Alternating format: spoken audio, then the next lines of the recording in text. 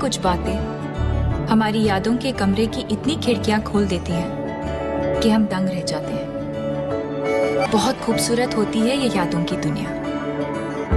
हमारे बीते हुए कल के छोटे छोटे टुकड़े हमारी यादों में हमेशा महफूज रहते हैं। यादें मिठाई के डिब्बे की तरह होती है, एक बार खुला तो सिर्फ एक टुकड़ा नहीं खा पाओगे।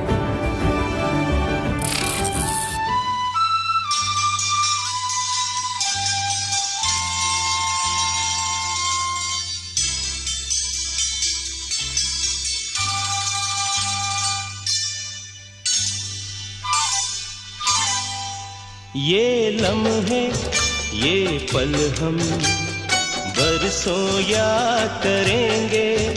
ये मौसम चले गए तो हम फरियाद करेंगे।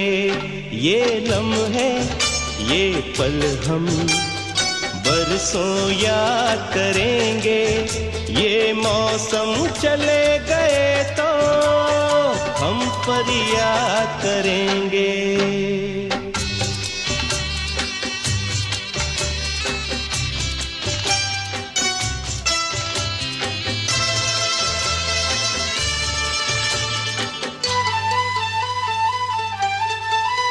इन सपनों की तस्वीरों से, इन यादों की जंजीरों से अपने दिल को कैसे हम आजाद करेंगे। ये मौसम चले गए तो हम फरियाद करेंगे। ये लम्हे ये पल हम बरसों याद करेंगे।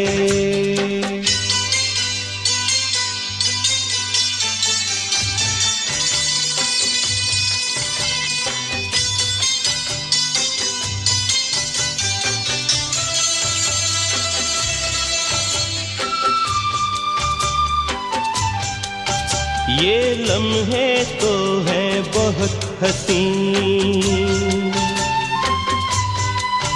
इन लम्हों पर कुछ लिखा नहीं। ये आबाद करेंगे या बर्बाद करेंगे। ये मौसम चले गए तो हम फरियाद करेंगे। ये लम्हे ये पल हम बरसों याद करेंगे। ये मौसम चले गए तो हम फरियाद करेंगे। ये लम्हे ये पल हम बरसों याद करेंगे। ये मौसम चले गए तो हम फरियाद करेंगे। बरसों याद करेंगे, बरसों याद करेंगे।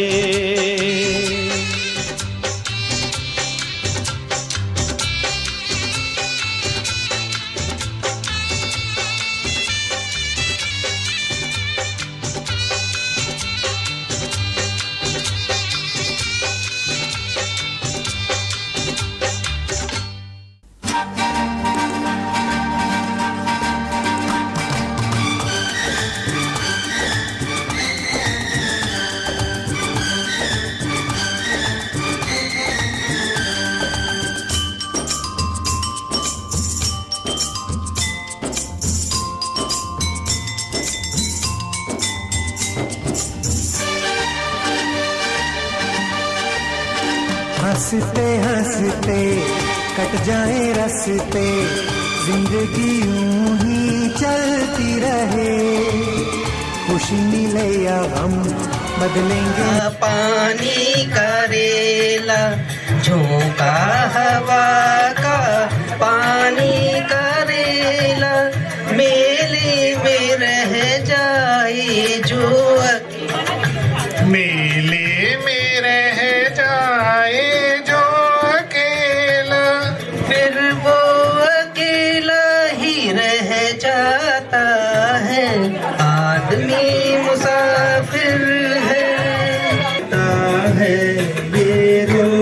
दिल को, दिल भूल जाता है जब किसी को, दिल भूल जाता है जब किसी को, वो भूल कर भी याद आता है, आदमी मुसाफिर है, आता है जाता है। लाए क्या तोड़ लाए, क्या साथ लाए, क्या तोड़ आए, रास्ते में हम क्या क्या छोड़ आए, रास्ते में हम क्या क्या छोड़ आए, मंजिल पे जाके याद आता है, आदमी मुसाफिर है, आता है जाता है, आते जाते रास्ते में यादें छोड़ जा। हम दुनिया चाहे बदलती रहे, हंसते हंसते कट जाए रस्ते, जिंदगी यूं ही चलती रहे, खुशी मिले या हम बदलेंगे ना हम, दुनिया चाहे बदलती रहे।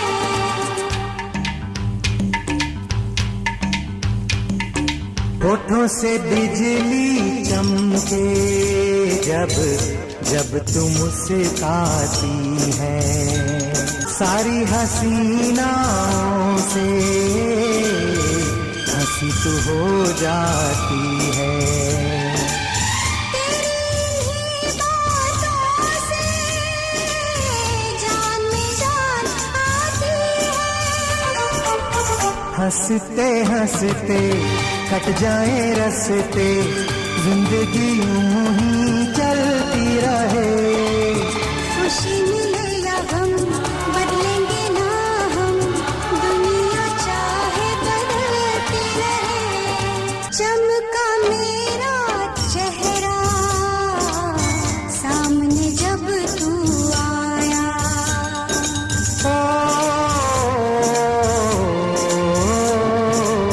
तुझे लगा जो हंसी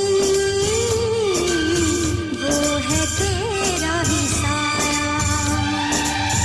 तेरी सी अदा ने आशिक मुझे वृतांत रहा है जीवन का, जो कहाँ कहाँ पोस्टिंग रही, कैसे कैसे साहब रहे, इसको बताने के लिए मैं मंच पे आमंत्रित करूंगा समृद्धि शर्मा साहेब को। और खंगारू सर के परिवारजन, आप सभी को प्रणाम। आज का दिन हमारे लिए बेहद खास और भावुक है। हम यहाँ हमारे आदरणीय श्री नरेंद्र सिंह जी खंगारू जी की सेवानिवृत्ति के इस महत्वपूर्ण अवसर पर एकत्रित हुए हैं।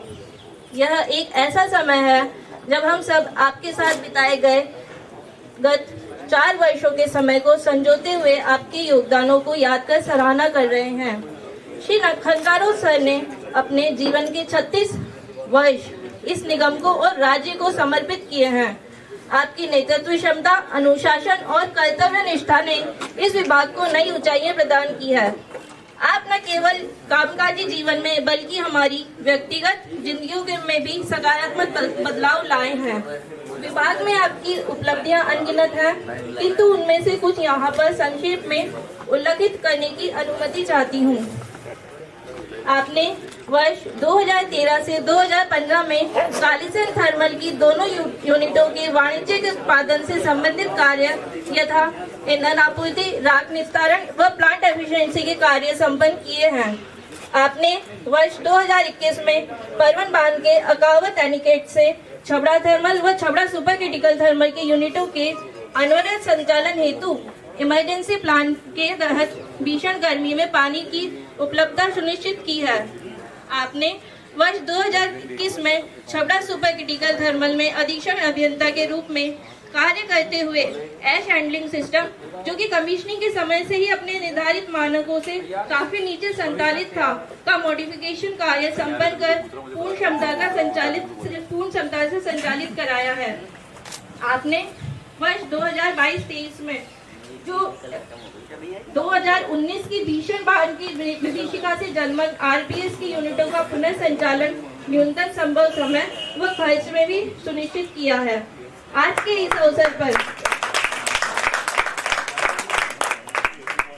इस अवसर पर हमें आपके परिवार का परिचय कराने का भी सौभाग्य मिल रहा है, जो आपके जीवन की असली ताकत और प्रेरणा है। आप डॉक्टर राम सिंह जी और श्रीमती पद्मा जी की संतान हैं और आपके बड़े भाई साहब डॉक्टर जसवंत सिंह जी हैं। आपकी धर्मपत्नी हर कदम पर खड़ी रही और आपके व्यस्त कार्यक्रमों के बावजूद उन्होंने परिवार को मजबूती से संभाल के रखा है। आपकी बिटिया डॉक्टर जूही सिंह जो कि वर्तमान में एमएस कर रही है तथा बेटा सिद्धार्थ जो कि वर्तमान में कनाडा में एमबीए कर रहा है ने आपको एक प्रेरक पिता के रूप में देखा है और आपकी मेहनत व अनुशासन से अपने जीवन में सीख ली है। यह आपकी मेहनत और सहयोग का परिणाम है। आपने इतने सालों तक सफलता और सम्मान के साथ कर्तव्यों का निर्वहन किया। श्री खंगारो सर, आप सिर्फ एक अधिकारी ही नहीं बल्कि एक मार्गदर्शक, एक सलाहकार और एक दोस्त भी रहे हैं। आपके अनुभव और ज्ञान ने हमें हर चुनौती का सामना करने की ताकत दी है। अब जब आप सेवानिवृत्ति की ओर कदम बढ़ा रहे हैं तो ये आपके लिए एक नई शुरुआत का समय है। यह समय अपने परिवार के साथ बिताने का, अपने शौक पूरे करने का और अपने जीवन के उन पलों को याद करने का, उनका आनंद लेने का है जिन्हें आपने कार्य के दौरान त्याग दिया था। हम सब की ओर से आपको, आपके परिवार को ढेर सारी शुभकामनाएं। आपके द्वारा बनाई गई यादें और सिखाए गए सबक हमेशा हमारे साथ रहेंगे। आखिर में बस मैं यही कहना चाहूंगी कि भले ही इस कार्यालय से आप विदा ले रहे हैं, लेकिन आपके योगदान और यादें हमारे दिलों में हमेशा बनी रहेंगी। धन्यवाद। राम सिंह जी भी हमारे बीच पधारे हुए हैं, तो मैं निवेदन करूंगा नागर साहब से, नागर साहब पधारे, साहब के पिताजी का तिलक लगा के स्वागत करें।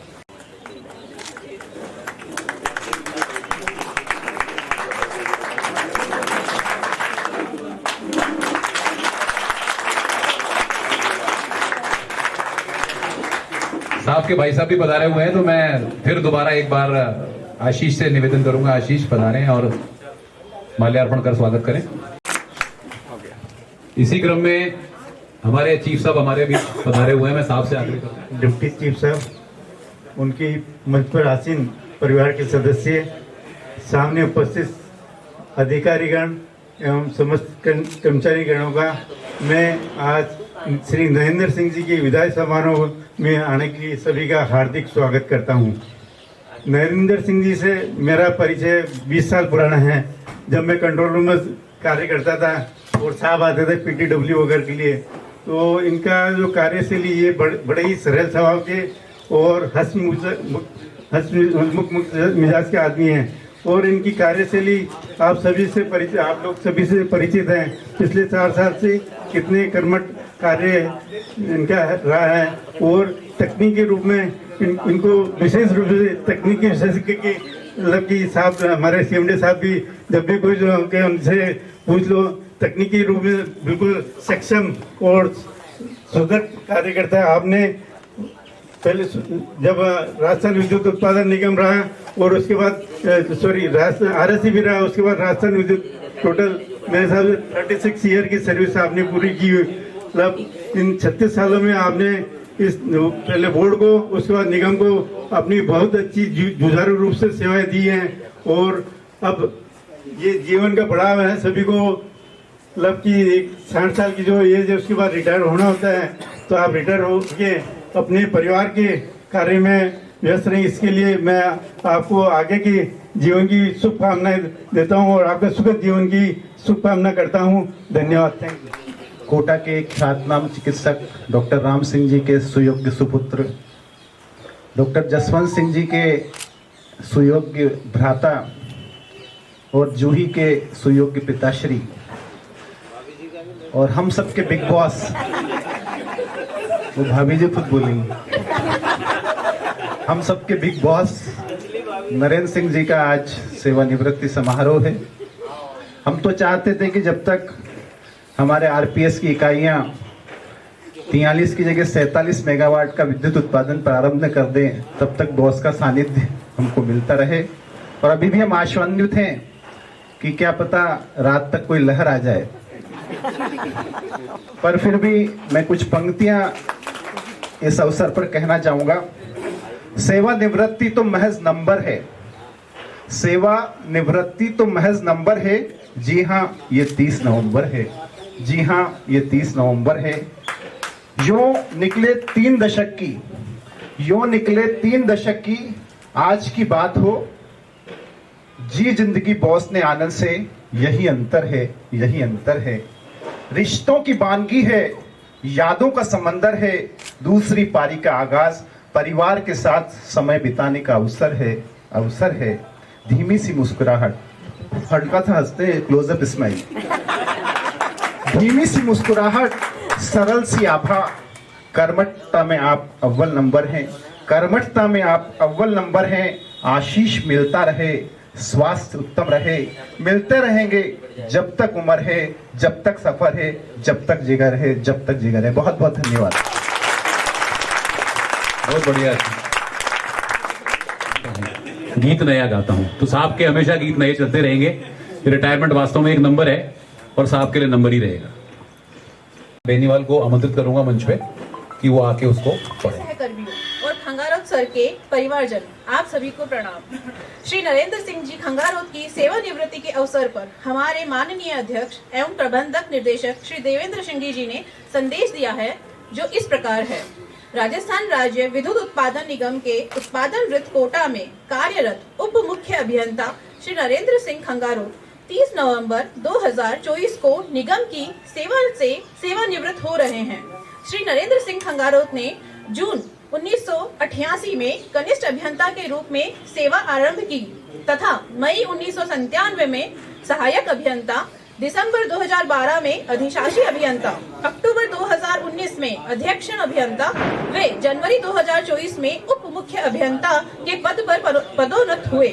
उन्होंने 36 वर्ष से अधिक अवधि के सेवा काल के दौरान राजस्थान राज्य विद्युत मंडल एवं राजस्थान राज्य विद्युत उत्पादन निगम में कार्य कुशलता और कर्मठता का उल्लेखनीय प्रदर्शन करते हुए सराहनीय सेवाएं प्रदान की है।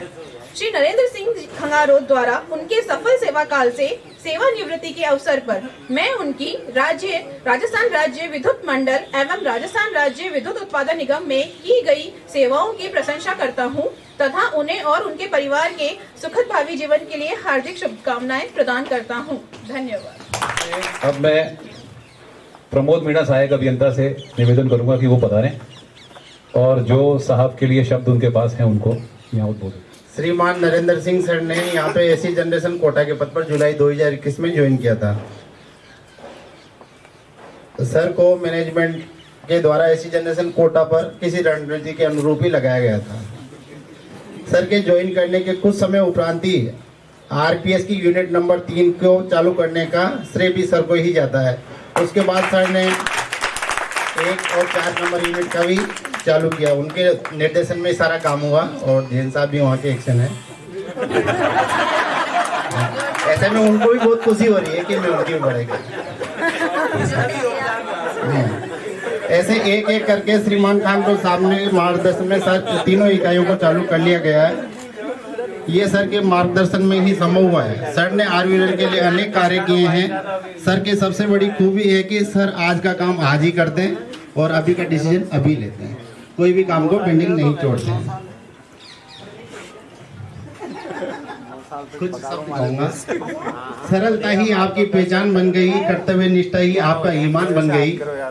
आपके तजुर्बों ने यूं तराशा है हमें, हमारे लिए मंजिलें आसान बन गई। आपका अनमोल विचार और आपका कार्यों के प्रति समर्पण हमें हमेशा प्रेरित करता रहेगा। श्रीमान नरेंद्र सिंह सर को रिटायरमेंट की शुभकामनाएं। आपको और आपके परिवार को जीवन के नए चरण में प्रवेश के लिए ढेरों शुभकामनाएं। आपके अच्छे स्वास्थ्य की कामना करता हूं। निवेदन करूंगा, ये इसकी प्रमोद की यही खूबसूरती की जो गौर से इसे देखेगा नहीं उसकी तारीफ कर देगा। आप लोग भी देख लो, भले ही जो पूछेगा ये कह देगा कि साहब इनका भी योगदान है। भाटिया जी से निवेदन करूंगा, भाटिया जी बता रहे हैं और 2 शब्द कहें। सभी को नमस्कार। जैसा कि आप सभी को विदित है कि आज का ये अवसर हमारे सम्मानीय व प्रिय खंगारो सर जी के सेवानिवृत्ति समारोह का हमारे दिल में गर्व और भावना का अद्भुत संगम लेकर आया है। खंगारो सर ने अपने जीवन के बहुमूल्य 36 वर्ष इस निगम की और राज्य की सेवा में समर्पित किए। उनकी कड़ी मेहनत, समर्पण, नैतिक मूल्यों ने न केवल निगम को लाभ पहुंचाया बल्कि हम सभी के लिए प्रेरणा स्रोत भी रहे। उनकी नेतृत्व क्षमता और समस्या समाधान के प्रति इनका दृष्टिकोण हमेशा हमें सही मार्ग दिखाता रहा। चाहे चुनौती कितनी भी कठिन रही हो, श्री खंगारो सर ने अपने अनुभव, दृढ़ निश्चय और सूझबूझ से हर समस्या का समाधान किया। इसी क्रम में जैसा कि कल लौमी सर ने भी कहा था कि आरपीएस जैसी कैनेडियन यूनिटों को लोकल लेवल पर बहुत ही न्यूनतम खर्च पर ठीक करवाकर बहुत ही कम समय में चालू करवाना, वो इनके अनुभव, दृढ़ निश्चय और सूझबूझ का परिचय है। उनकी इन उपलब्धियों के लिए न केवल हम बल्कि आने वाली पीढ़ियां भी उन्हें याद रखेंगी। सबसे बड़ी बात है जो उनका टीम मैनेजमेंट है, जो कि टीम पूरी यहाँ बैठी हुई है, आरपीएस वाले खुद यहाँ आए हुए हैं। इसी क्रम में जैसा कि कल समृद्धि मैडम ने भी कहा था कि खंगारो सर की तुलना पुष्पमाला से करी थी। खंगारो सर ने उत्पादन व्रत के सभी कर्मचारियों को एक परिवार के रूप में बांधे रखने का में जो अपूर्व सफलता प्राप्त करी, उसके लिए हम सभी उनके खुशी से प्रशंसा करते हैं। सेवानिवृत्ति केवल एक जीवन अध्याय का अंत नहीं है बल्कि एक नए अध्याय की शुरुआत है। हम जानते हैं कि खंगारो सर अब अपने परिवार और अपने व्यक्तिगत रुचियों के साथ एक नए सफर की शुरुआत करेंगे। हमें विश्वास है कि आप जहां भी जाएंगे अपने अनुभव और ज्ञान से समाज का मार्गदर्शन करते रहेंगे। अंत में हम सभी मिलकर श्री खंगारो सर को उनके उज्जवल भविष्य और स्वस्थ जीवन के लिए शुभकामनाएं देते हैं। उनका योगदान हमेशा हमारी स्मृतियों में जीवित रहेगा। धन्यवाद। और एक जो महत्वपूर्ण इस समय की बात होती है वो होती है कि साहब जो आपका पीएल एनकेशमेंट का चेक है वो प्राप्त हो गया, तो उसको नाम सुनते ही सबके चेहरों पर मुस्कान आ गई। भाई माल सभी को अच्छा लगता है, तो मनीष जी से आग्रह करूंगा कि साहब को चेक प्रदान करें। इतनी जल्दी दे दिया तो हम बदनाम हो जाएंगे। 5 बज गए, साहब रिटायर हो गए। 36 साल आधा हमने संभाला, आधा भाभी जी ने संभाला। अब सब यही संभालेंगे जो संभालेंगे। ये चेक दे दिया, काम खत्म। तो भाभी जी 2 शब्द बताएंगी साहब के बारे में कि 36 साल अपनों ने तो जैसे संभाला, आगे ये कैसे संभालेंगी। बहुत भारी काम है। चीफ साहब और उपस्थित मेरे बेटे के दोस्त या सहयोगी या सीनियर और कुछ हो सकता है जूनियर भी हूँ, आप लोगों ने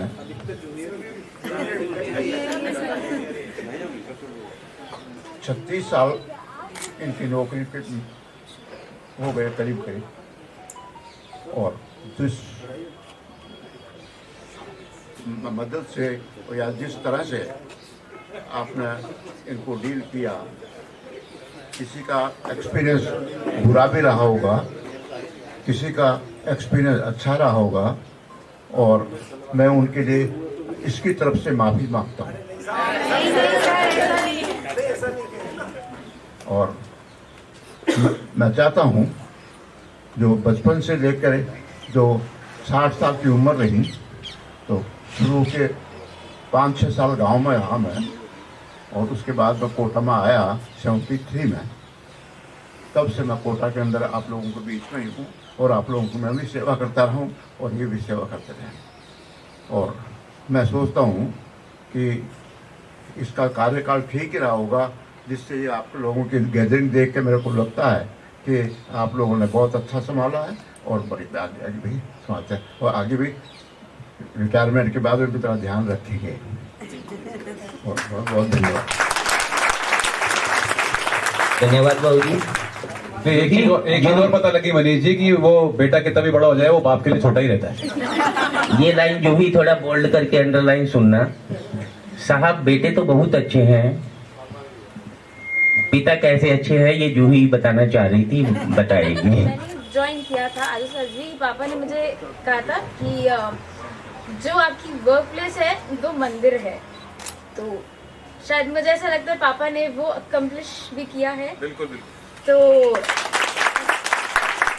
और जितना लोगों को का प्यार है, कुछ लोग रो रहे हैं वो देख के वेरी ओवरवेलमिंग करंटली कि पापा को इतना प्यार मिला, ये मिला, सब कुछ चीज़, बहुत चीज़ें तो मैंने अब देखी, जानी और फिर समझ आई। पहले ऐसा लगता था बचपन पापा ऑफिस जाते रहते हैं, हमारे लिए टाइम ही नहीं है।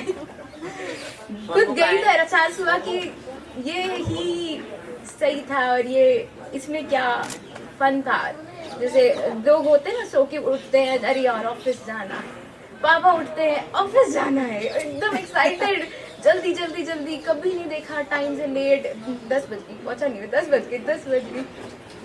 होपफुली मैं भी अपनी लाइफ में इतना डिसिप्लिन और प्यार काम के लिए ला सकूं आपकी तरह।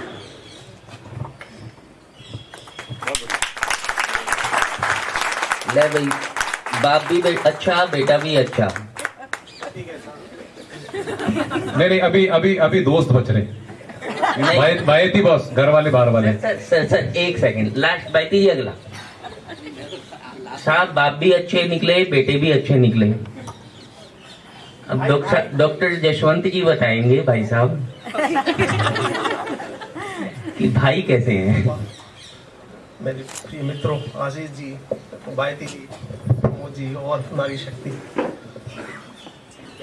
नरेंद्र बेर से जस्ट 2-3 साल का हमारे में डिफरेंस है।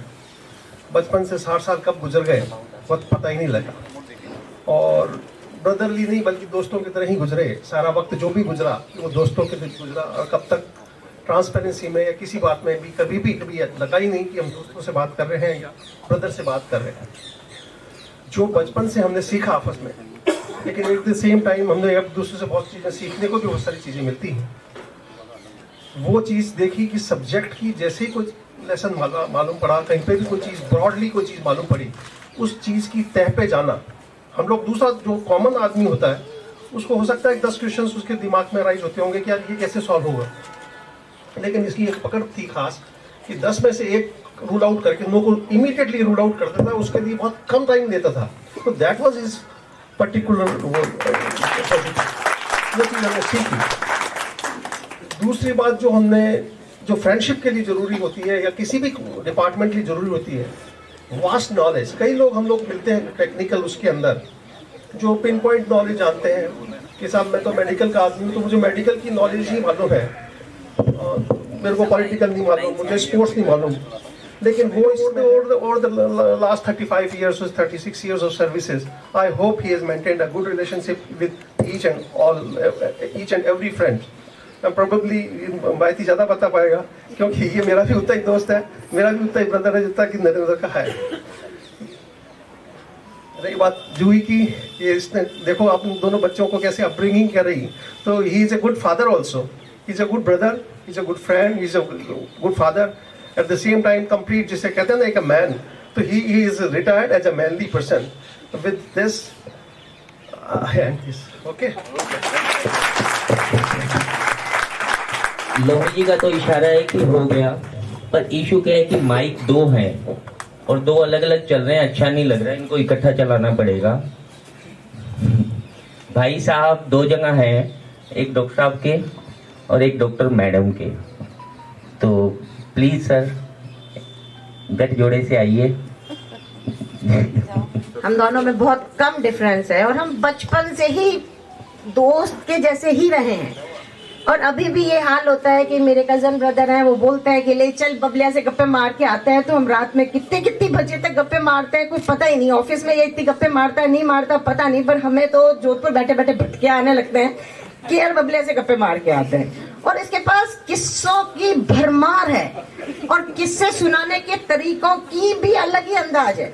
जैसे जो जहाँ कोटा का जब डेवलपमेंट हुआ तो मैंने कहा अरे तुम्हारे यहाँ कितने अच्छे सर्कल बन गए, ओवर ब्रिजेस बन गए, यूं बन गए, इधर से ऐसे घूम के चौके। अरे तेरे को पता नहीं है यार बेबी, कोटा में घुसो ना तो वो चौराया यूं घुमाता जू, वही समझ आ जाता है कि हम आगे जाके घूमना ही घूमना है। जो इसके गप्पे लगाने की जो तरीका है ना, मतलब आप रात को 12 कब बजते हैं, 2 कब बजते हैं, सुबह 4 कब बजते हैं। ये मेरे भाभी साथ शादी होके आए थे, तब हम पीछे पड़ते थे, नॉनवेज भी नहीं खाते थे। आज अपन ऐसा करते हैं, भाभी साथ से चम्मच हिलवाएंगे मीट का, तो हम बैठ के प्लान बनाते थे। बचपन में मम्मी आती थी, काजू छुपा के रखती थी, तो हम जाते ऊपर, थैले में से काजू निकालते, लगता यार थैला तो छोटा खाली हो गया, बोलता है थैली काट देते हैं यार अपन तो। ये जीवन के कुछ ऐसे पहलू तो ये शुरू से ही ऐसा ही रहा है। मतलब यहाँ ऑफिस में कैसे इतना सीरियसली इसने काम किया मुझे नहीं पता, लेकिन गपोड़ी तो मेरे और इसके तो इतने किस्से हैं कि मतलब पूरी रात निकल जाए किस्से सुनने में। मतलब मैं और ये एक ही क्लास में पढ़ते थे, और मेरे पापा ने मेरे को 4th रिपीट कराया कि नहीं तू 1 साल छोटी है और तू इसकी क्लास में नहीं पढ़ेगी, और ये पीछे से दूसरा आता है, तू आगे से 7वीं आती है, तो कल को डिप्रेशन हो जाएगा। सही है कि नहीं है? फिर पापा ने मेरे से 4th वापस पढ़वाई, इसको आगे बढ़ाया, और फिर 10th क्लास आई। 10th क्लास में अपने तो कभी जिंदगी में फर्स्ट डिवीजन नहीं बनी, और ये हमारे पिंकू भाई साहब क्लास के टॉपर हमारे स्कूल के, इनके बड़े वाले मेरे भाई साहब पप्पू भाई साहब वो क्लास में टॉपर, तो हम दोनों, मैं आगे से 7th, ये पीछे से दूसरा। फिर इसको 10th क्लास में सबसे पहले टेंशन हुई कि भैया फर्स्ट डिवीजन कैसे लाई जाए, क्योंकि हमारा नई स्कूल में इंट्रोडक्शन ऐसा हुआ कि जसवंत सिंह के भाई बहन आए हैं। अब जसवंत सिंह के भाई के तो जिंदगी में फर्स्ट डिवीजन नहीं आई कभी। जिंदगी में फर्स्ट डिवीजन नहीं आई। पापा ने मम्मी ने लाड कर करके इसको कैसे तैसे पढ़ाया, कभी नींद की गोली भी दी, पर इसने अच्छी पढ़ाई करी और जिंदगी में पहली बार 64% लाया। उसके बाद इसने कभी पीछे मुड़ के नहीं देखा। फिर तो ये ऐसे चला कि मैं ही पीछे रह गई। मैंने देखा यार ये मैथमेटिक्स अपन से नहीं पढ़ी जाएगी, अपन तो बायो ले लेते हैं, डॉक्टर बनेंगे। कल को ये बन गया, मैं नहीं बनी तो कहेंगे कि बड़ी 7th रैंक आती थी, मैं पीछे से दूसरा, मैं तो इंजीनियर बन गया, तू तो बनी नहीं। मैंने कहा अपन डॉक्टर बनते हैं, इसको बनने दो। तो हमारे किस्से तो ऐसे हैं। नहीं बस सही बात है, ये बहुत सादगी से जीवन बिताया, और जैसे 60 साल की उम्र बीती है इनके साथ में, 36 साल की आपके साथ में बीती है इलेक्ट्रिसिटी बोर्ड में, मेरे साल 32 साल हो गए हैं। मैं भी यही गवाही देता हूँ, ये सिंपल आदमी बहुत सादगी से अपने जीवन को तरक्की के साथ बिताए हैं। आज से हम उनसे करते जा रहे हैं, और पीछे आप सबके लिए, हमारे लिए अधिकारी हैं, इनके साथ लाइफ में 36 साल तक आप लोगों ने सहयोग प्रदान किया इसको। और मैं एक ही बात बोलना चाहूँगा कि हमारी फैमिली का एक ही मोटो रहा है कि हम सब एक ही रहे, बहुत ही ज़्यादा अच्छे रिलेशन रहे हैं। गॉसिपिंग के लिए तो याद किया जाएगा, और प्रेम भी बहुत ज़्यादा रखते हैं। नहीं तो कभी ऐसा होता था कि यार मैं कहती थी उसने है ना वो कान में कुंडल पहन लिया ना, बन गया, कुछ नहीं कर सकता वो जिंदगी में। अब जिसने कुंडल पहन लिया वो बन गया, कुछ नहीं कर सकता जिंदगी में। कुछ करना है तो जमीन पे रहना पड़ेगा, बन के करने से काम नहीं चलेगा। ये कॉमन डायलॉग था इसका। कुंडल नहीं पहनना, इसलिए इसने अपने बेटे के भी कान नहीं छिदवाए, खुद के भी नहीं छिदवाए, और हमारे घर में शायद किसी के नहीं छिदे हुए। बनना नहीं बनना बस अपन को। दीदी वो हमारी तरफ बना है।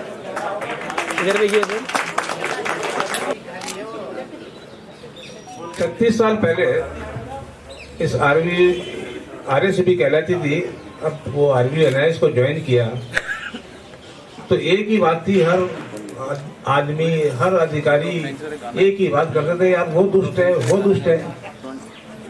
मेरे को 36 साल हो गए उस दुष्ट को ढूंढते हुए, एक भी आदमी मेरे को दुष्ट नजर नहीं आया। सब आदमी बेहतरीन है, सब आदमी बहुत बढ़िया लोग हैं। जब यहाँ पर आया तो ये मनीष जी दुष्ट है,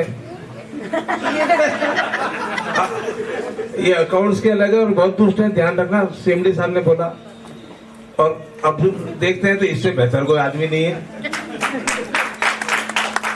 तो दुष्ट ढूंढते ढूंढते ढूंढते ये 36 साल निकल गए, और इस कंक्लूजन पे पहुंचा कि दुष्टता कुछ नहीं होती। हर आदमी बहुत बेहतरीन आदमी है, हर आदमी में उसमें 90% खूबियां हैं, जो 10% कमियां नजर आती है वो उसकी मजबूरियां हैं।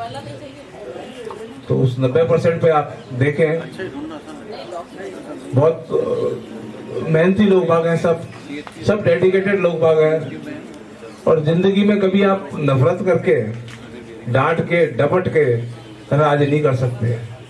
राज तो प्यार से ही मिलेगा,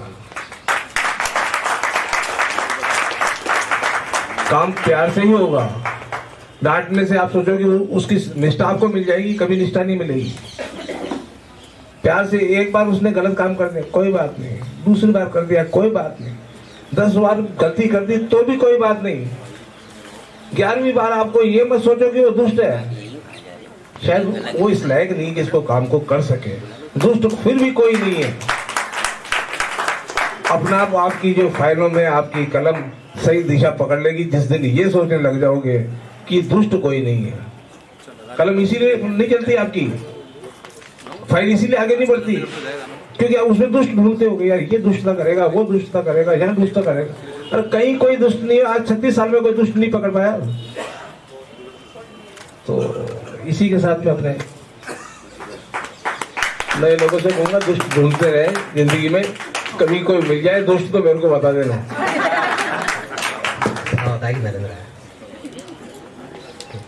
मतलब दैट इज द टाइम तब ये प्लान करता है कि मैं चलता हूँ सुनिएगा। उसके पहले इसको याद नहीं। इनकी गप मारने की आदत, उसको याद करने का समय वही है। हाँ एग्जैक्टली, फ्री स्टाइल बैठता, कोई डिस्टर्बेंस नहीं। 1 बजे जाना है, 12:30 जाना है।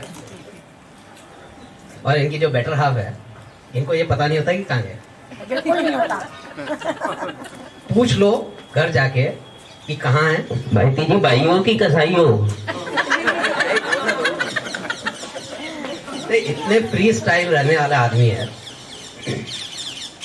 और किसी भी इवेंट पे बात कर सकते हो, जैसे भाई साहब ने बताया। तो मतलब history channel, national geographic, discovery, वो चैनल वालों को जितना पता है उससे ज़्यादा इनके नॉलेज। तो ये तो मैं वाउच कर सकता हूँ सब तरीके से। एंड अगेन इन्होंने पता हो, बहुत सारे लोगों को यहाँ पे नहीं पता होगा, इन्होंने पहले एक इंडस्ट्री में भी अपना योगदान दिया था, इंडस्ट्री रन करी थी।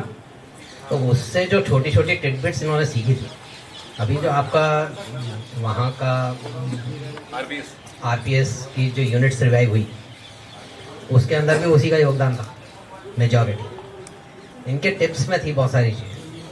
प्रिक्योरमेंट करना हो तो टिप्स हैं, मेरे को भी बता के जाता है, इसको ऐसे देखना है।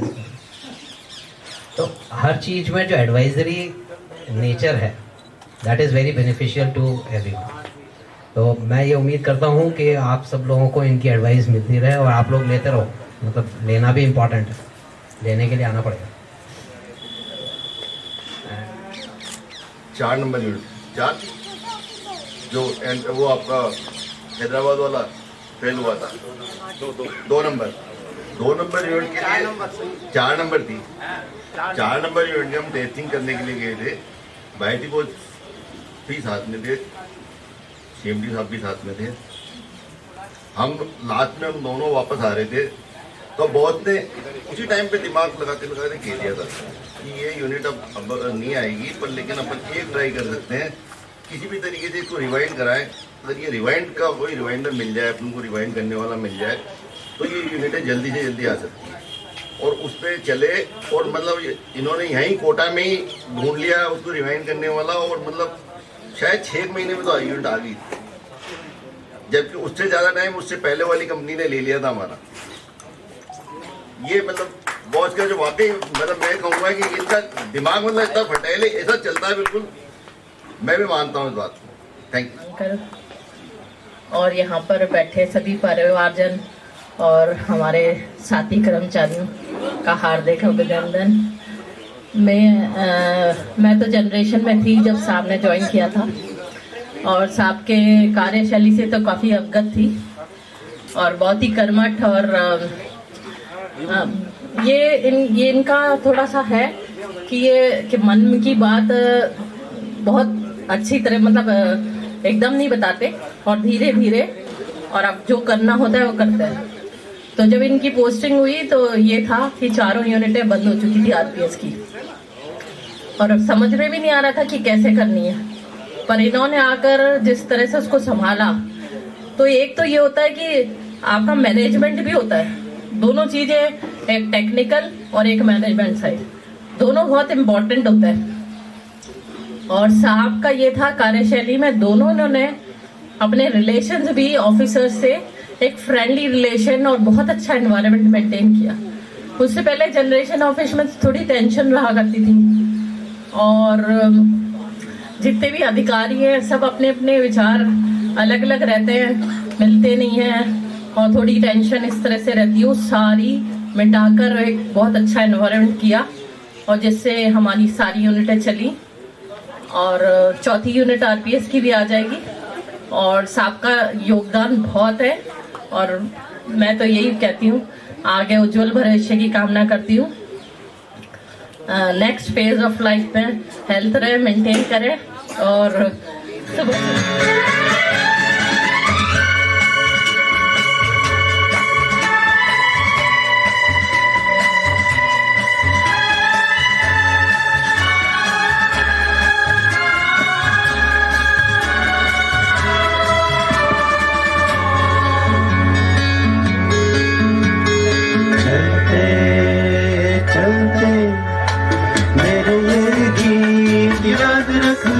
कभी अलविदा ना कहना, कभी अलविदा ना कहना, चलते चलते मेरे ये गीत याद रखना, कभी अलविदा ना कहना, कभी अलविदा ना कहना। बस यूं ही तुम गुनगुनाते रहना, कभी अलविदा ना कहना, कभी अलविदा ना कहना। हम तुम कहीं खो जाएंगे इन्हीं बहारों के आंचल में, थक के सो जाएंगे प्यार करते करते। हम तुम कहीं खो जाएंगे इन्हीं बहारों के आंचल में, तक के सो जाएंगे सपनों को, फिर भी तुम यूं ही सजाते रहना, कभी अलविदा ना कहना, कभी अलविदा ना कहना। चलते चलते मेरे ये गीत याद रखना, कभी अलविदा ना कहना, कभी अलविदा ना कहना। जीवन की डगर हम लौट आएंगे, तुम यूं ही बुलाते रहना, कभी अलविदा ना कहना, कभी अलविदा ना कहना।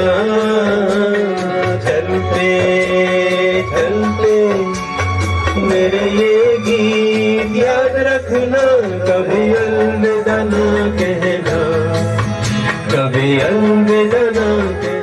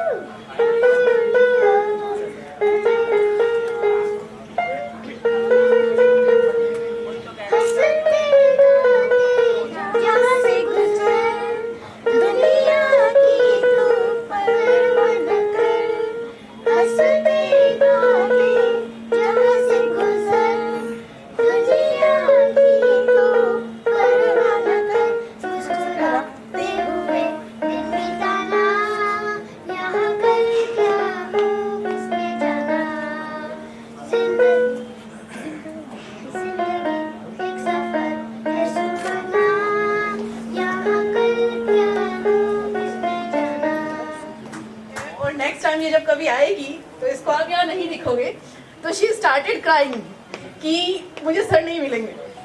तो आपका बहुत बहुत कहते हैं ना कि सर हम आपको बहुत रियली मिस करेंगे, बहुत ज़्यादा।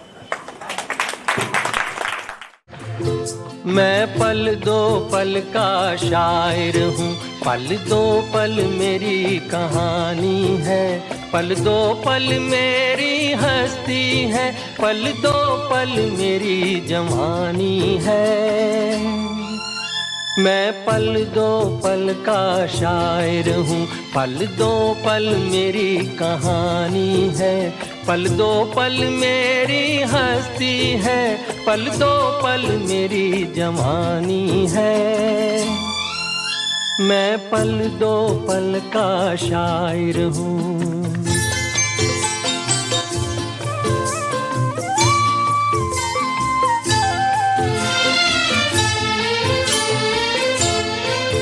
मुझसे पहले कितने शायर आए और आकर चले गए,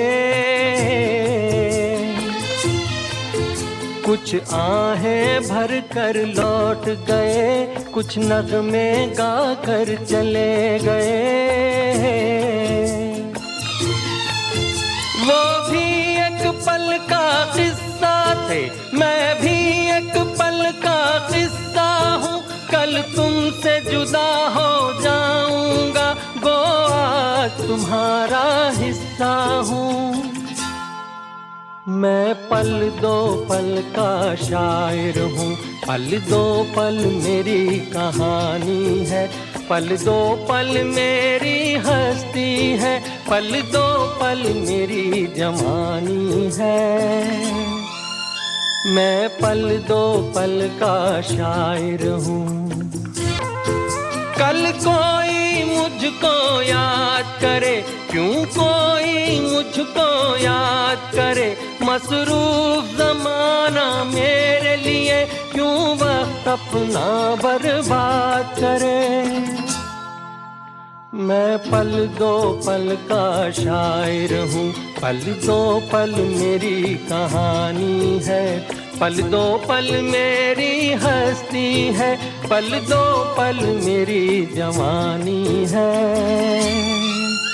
मैं पल दो पल का शायर हूँ, पल दो पल मेरी कहानी है, पल दो पल मेरी हस्ती है, पल दो पल मेरी जवानी है।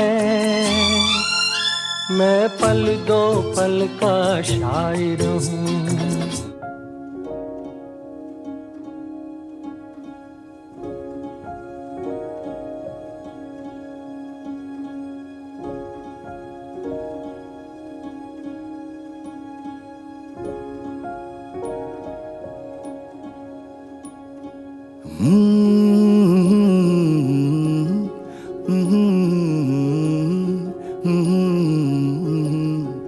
Pam parararam, हो रहा है जो हो रहा है, क्यों तुम न जानो ना हम। पम parararam, क्या पता हमने है कहानियाँ हैं, कहानी में हम। पम parararam, कभी कभी जो ये आधी लगती है, आधी लिख दे तू, आधी रह जाने दे, जाने दे। जिंदगी है जैसे बारिशों का पानी, आधी भर ले तू, आधी बह जाने दे, जाने दे। हम समंदर का एक खतरा है या समंदर हैं हम। पम parararam,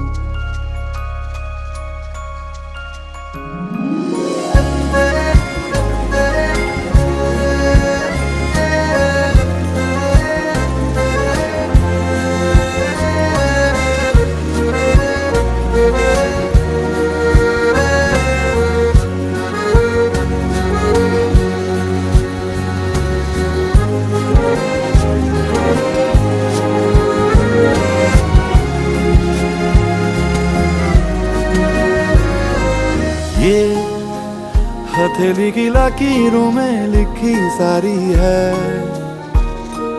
यार जिंदगी हमारे इरादों की मारी है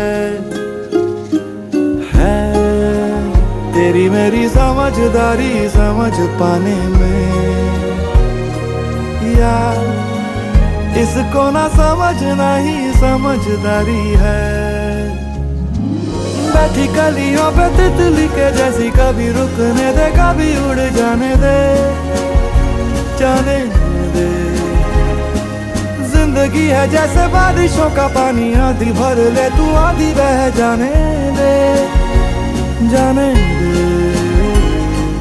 है जरूरत से थोड़ी ज्यादा या है जरूरत से कम, पम पररररम। क्या पता हम में है कहानियां हैं, कहानी में हम, पम पररररम।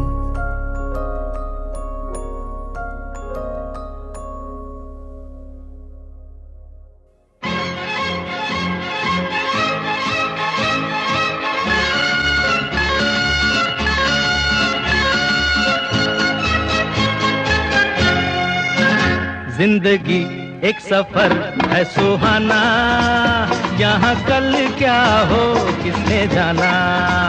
जिंदगी एक सफर है सुहाना, यहाँ कल क्या हो किसने जाना। जिंदगी एक सफर है सुहाना, यहाँ कल क्या हो किसने जाना। अरे ओडले ओडले ओ, ओडले ओडले ओ, ओडले ओडले ओ, ओडले ओडले ओ, ओडले ओडले ओ, ओडले ओडले ओ, ओडले ओडले ओ, ओडले ओडले ओ।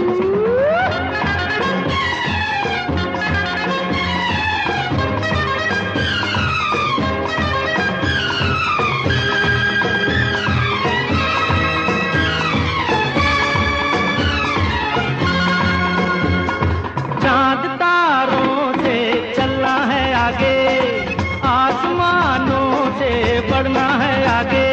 अरे चांद तारों से चलना है आगे, आसमानों से बढ़ना है आगे। पीछे रह जाएगा ये ज़माना, यहाँ कल क्या हो किसने जाना।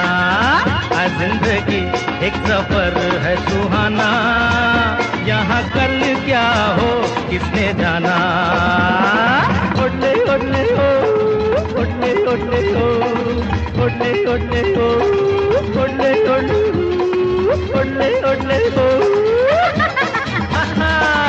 ओडले ओडले ओ।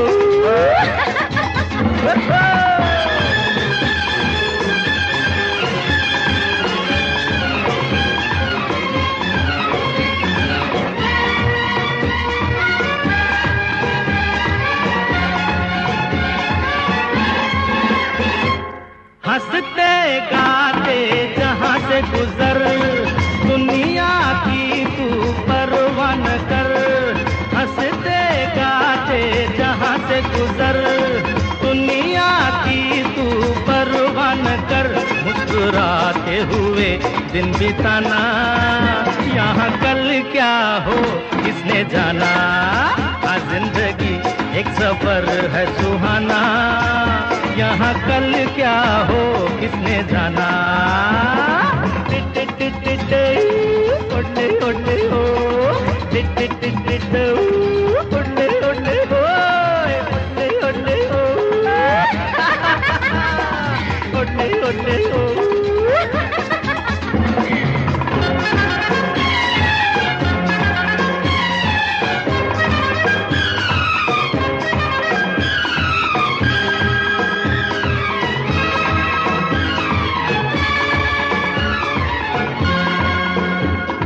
मौत आनी है आएगी एक दिन, जान जानी है जाएगी एक दिन।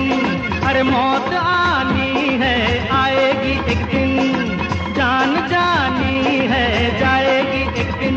ऐसी बातों से क्या घबराना, यहाँ किसने जाना, हर जिंदगी एक सफर है सुहाना, यहाँ कल क्या हो किसने जाना। टिट टिट टिट टिट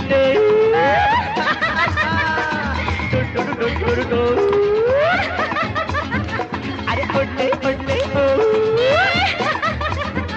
अरे इतने इतने हो।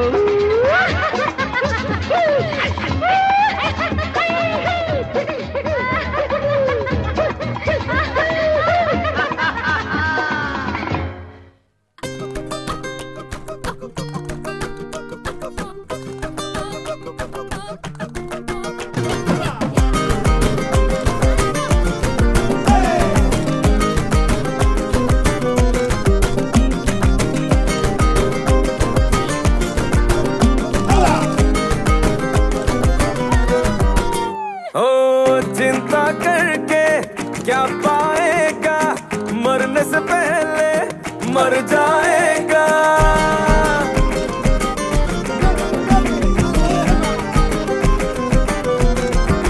ओ चिंता करके क्या पाएगा, मरने से पहले मर जाएगा। सुनिए गाना काम आएगा, बस खाने पीले जीले क्योंकि जिंदगी है शॉर्ट। अरे रे पगले फिकर नॉट, अरे रे पगले फिकर नॉट, अरे रे पगले फिकर नॉट, अरे रे पगले फिकर नॉट। जो भी होगा होने दे होने दे होने दे, अरे पगले फिकर नॉट।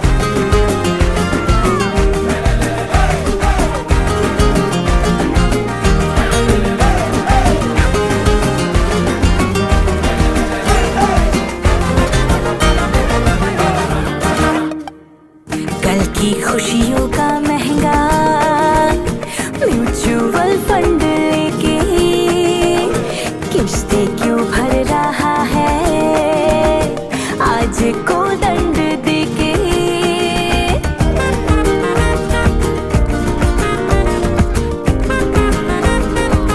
ओ कल की खुशियों का महंगा म्यूचुअल फंड लेके किस्तें क्यों भर रहा है आज को दंड देके। रैबिट बन के कर न सके जो कछुआ बन के कर जाएगा।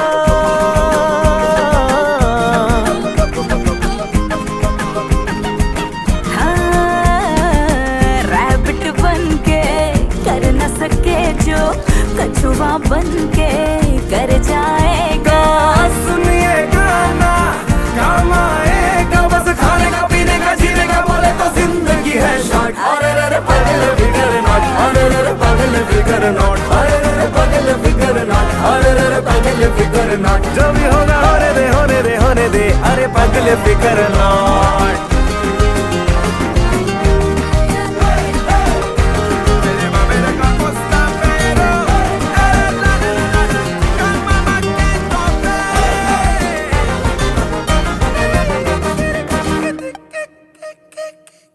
Dogdu Papa, congratulations on your retirement. 35 years पूरा ना टाइम देने के बाद आपका एक रूटीन ही फिक्स हो गया था। कब आप उठते हो, स्टॉक मार्केट, तैयार होना, जाना, और फिर आते थे तो वेट होता था आपका।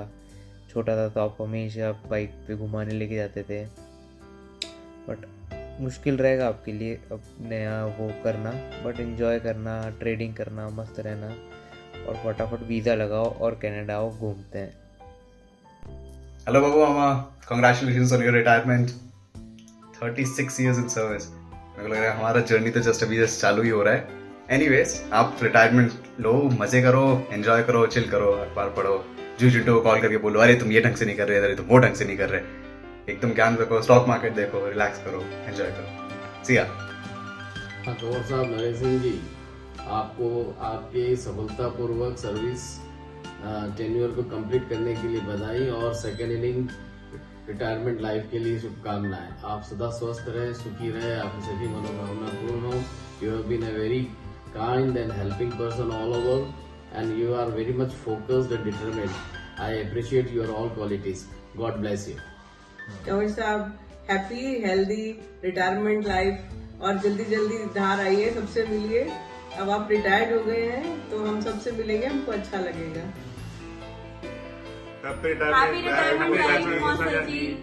मौसा जी, as you enter the new phase of your life, अब आपको ट्रैवल करना है, एंजॉय करना है और ये न्यू फेज ऑफ लाइफ को और फुली जीना है। Yes, and you have a lot of options. आपके पास कनाडा है, यूएस है, ऑस्ट्रेलिया। You most welcome. आप आइए, विजिट करिए, स्टे विद अस।